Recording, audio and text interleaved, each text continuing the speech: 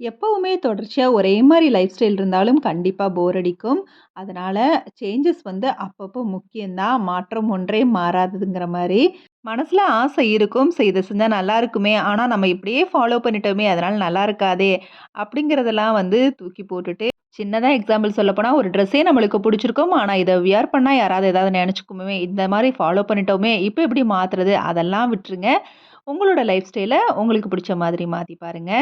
இதே மாதிரி இன்னும் சில முக்கியமான விஷயங்களோட இன்ட்ரெஸ்டிங்கான விஷயங்களையும், ஒரு சூப்பரான சட்னி ரெசிபியும், கோதுமை தோசைக்கு மாவ அரைச்சு எப்படி வந்து ரெடி பண்றேன் அப்படிங்கிற விஷயத்தையும், அது மட்டும் இல்லாம கிச்சனுக்கும், வீட்டுக்கும் எனக்குமான சின்ன ஷாப்பிங்கையும் நாளைக்கு மதியானம் ஒரு லாங் வீடியோவா உங்ககிட்ட ஷேர் பண்றேன்.